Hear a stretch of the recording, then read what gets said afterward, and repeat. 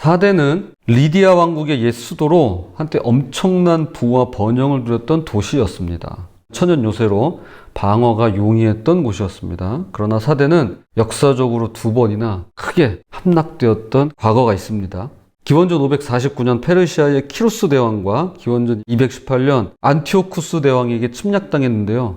근데 이게 침략이 참 허망한 게 2번 모두 방심해서, 천연의 요새니까, 방심하다가 뒷부분이 무방비 상태로 있던 그 틈을 타서 적군이 침입했더랬습니다.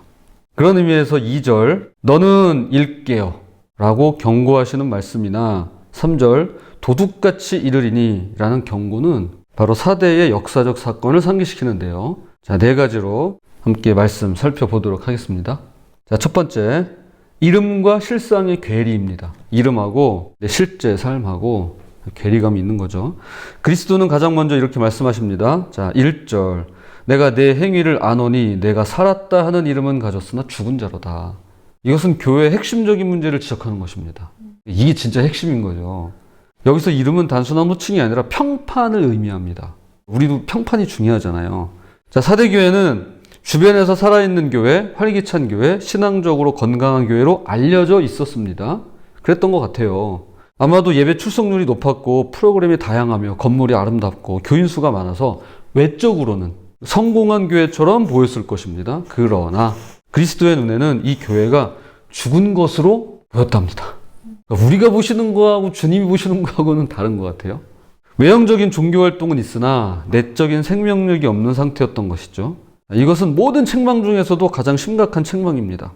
왜냐하면 예수님은 요한복음 14장 6절에서 나는 생명이다 라고 말씀하셨고, 요한복음 10장 10절에서 풍성한 생명을 주려고 오셨다 라고 말씀하시기 때문입니다.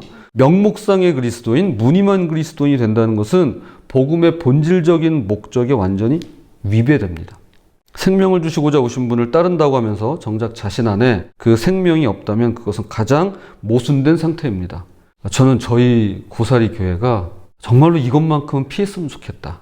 비록 조그맣고 또 작고 교인 수가 많다거나 또 프로그램이 다양하다거나 출석률이 높다거나 그러지는 않아도 내적으로는 생명력이 넘치고 기쁨이 넘치고, 그리고 주님이 운행하시는 모습들이 우리의 삶에서 이렇게 드러나고. 여러분, 세상은 성경을 안 읽습니다. 세상은 우리를 읽습니다. 우리가 성경이 되었으면 좋겠습니다. 자, 주목할 점은 다른 교회들과 달리 사대교회는 외부의 박해나 이단의 미혹에 대한 언급이 없다는 겁니다. 오히려 그들의 문제는요, 물질적 풍요로움과 방종에서 비롯되었습니다. 너무 많았어요, 뭐가. 사대는 부유한 도시였고 사치와 과소비가 만연했습니다. 이런 환경에서 교회는 영적 경계심을 잃었고 세상 가치관에 물들어갔던 것이었습니다.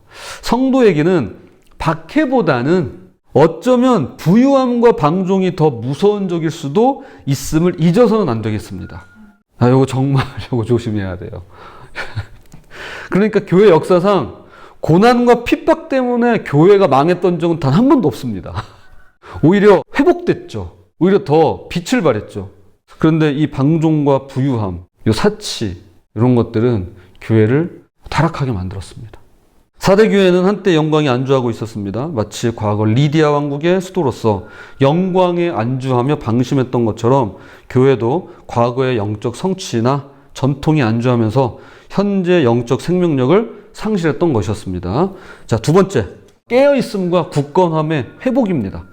깨어있음과 굳건함의 회복입니다. 그렇다면 이런 상태에서 어떻게 벗어날 수 있을까요? 그리스도께서는 명확한 처방을 내리십니다. 2절 너는 일깨어 그 남은 바 죽게 되는 것을 굳건하게 하라. 일깨어, 즉 깨어나라는 명령은 단순히 잠에서 일어나 깨어나라는 의미가 아닙니다. 이게 무감각과 나태함에서 벗어나라. 그러니까 우리 눈 뜨는 것도 깨는 거지만요, 사실은 우리의 이 신체도 깨어나야 돼요. 우리의 영적인 민감성도 깨어나야 됩니다. 그래서 깨어나서 영적으로 민감성과 긴장감을 회복하라는 뜻입니다. 사대성은 2번이나 방심해서 함락되었습니다. 그들은 자신들의 천연 요새를 과신했고 경계를 게을리했습니다.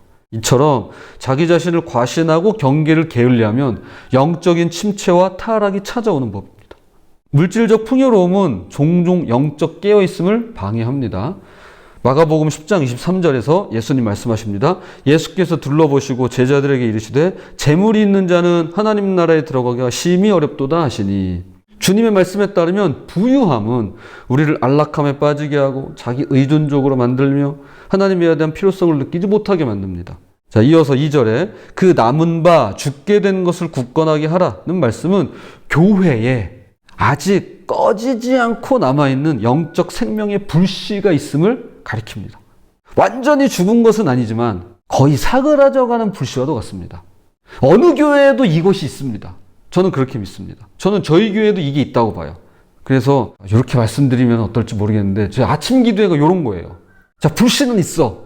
근데 요거 이제 꺼져가. 안 돼. 그러면 안 돼. 요거 살리는 거죠. 아침 기도회가 그런 시간이 되었으면 좋겠습니다. 그리스도께서 이런 꺼져가는 약한 불씨를 다시 강하게 살리라고 명령하셨습니다. 이는 교회가 가진 믿음의 기본, 즉 복음의 본질을 다시 굳게 붙들라는 의미입니다. 그리스도를 향한 첫사랑, 말씀에 대한 갈망, 기도의 열정, 서로를 향한 사랑 등 이런 기본적인 신앙의 요소들이 약해져 있다면 우리가 그것들을 다시 굳건하게 세워야만 하는 것이죠. 사대교회의 문제는 그들의 행위가 2절 하나님 앞에서 온전하지 않았다는 데 있습니다. 세상 앞에서는 그럴싸해 보였어요. 근데 하나님 앞에서 온전하지 않았다는 데 있어요. 그들의 신앙은 사람들 앞에서 그럴듯해 보였을지 몰라도 하나님의 기준에는 미치지 못했다는 뜻입니다. 과연 우리의 신앙은 누구를 향하고 있을까요? 사람들에게 보이기 위한 것인지 하나님을 기쁘시게 하기 위함인지 돌아보는 우리가 되었으면 좋겠습니다. 자, 세 번째, 회개와 기억의 회복입니다. 회개와 기억의 회복입니다. 그리스도는 사대교회 세 가지 명령을 더 내리십니다. 자, 3절.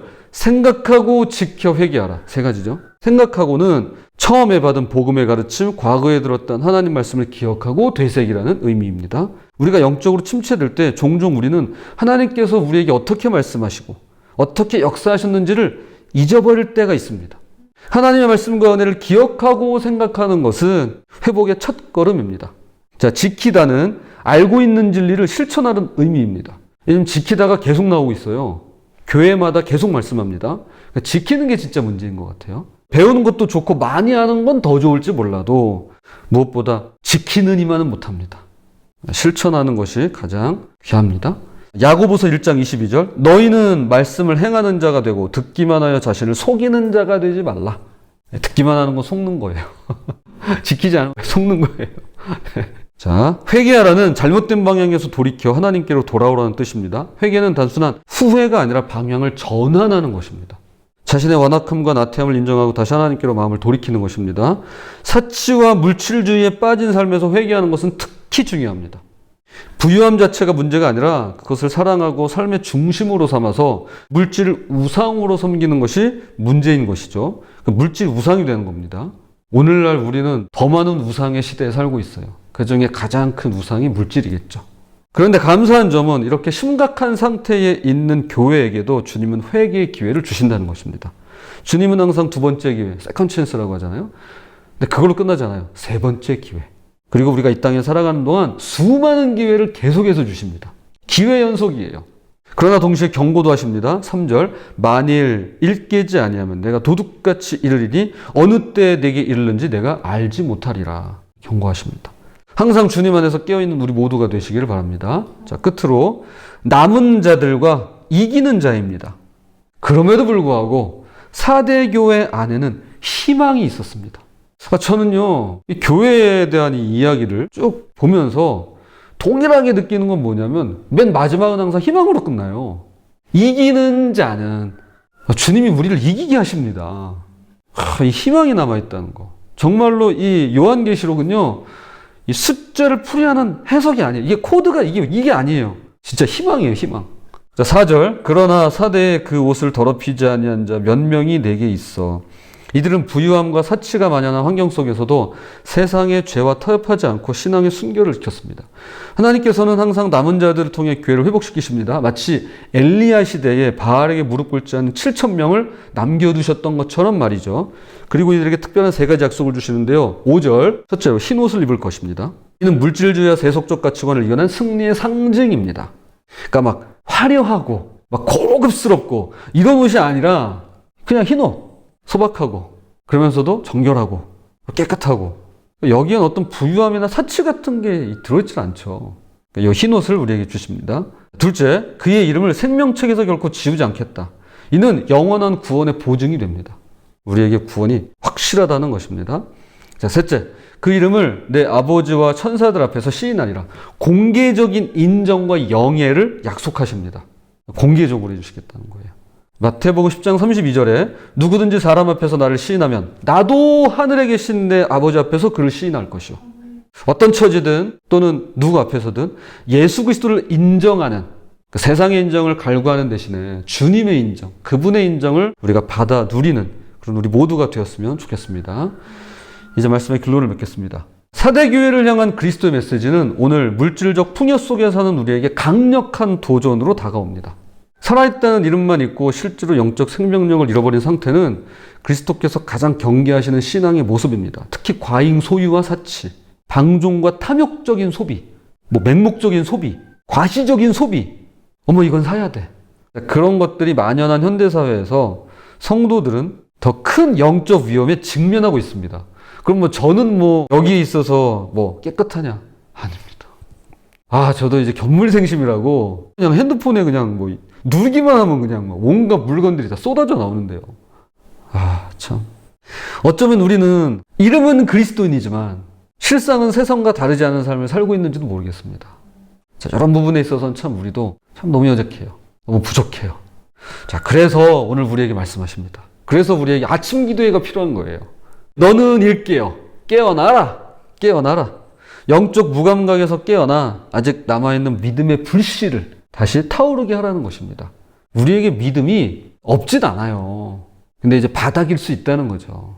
마치 이제 운전을 하고 가는데 띵띵띵 하면서 이제 주유하라고 이렇게 불빛이 들어오는 것처럼 불씨가 남아있는 겁니다. 자, 아직 그 남아있는 믿음의 불씨를 다시 타오르게 하라는 것입니다. 이 세상에서 우리의 이름이나 평판보다 더 중요한 것은 우리의 이름이나 평판이면 중요하지 않겠습니까? 그렇잖아요. 그럼에도 불구하고 그보다 더 중요한 것은 하나님 앞에서 우리가 어떤 사람인가 하는 것입니다. 그분이 우리를 어떻게 보시는가, 그분에게 우리의 평판, 그분이 우리를 인정하시는가 라는 것입니다. 부디 하나님 앞에서 그 옷을 더럽히지 않으며 세상의 인정을 구하거나 쫓는 대신에 하나님의 인정을 받으시는 저와 여러분이 되시기를 주님의 이름으로 부탁을 드립니다.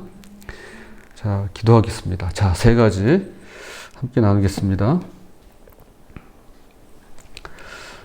살아있는 신앙을 위해 기도합시다. 우리가 단지 살아있다는 이름만 가진 것이 아니라 내면에 진정한 생명력이 넘치는 살아있는 믿음을 회복하게 해달라고 우리 기도하십시다. 자, 두 번째, 영적으로 깨어있도록 기도합시다. 물질적 풍요와 안락함에 취해서 경계심을 잃지 않게 하시고 남아있는 믿음의 불씨를 다시 굳건하게 해서 하나님 앞에 온전한 행위를 이루게 해달라고. 자, 세 번째, 세상에서 구별된 삶을 위해서 기도합시다.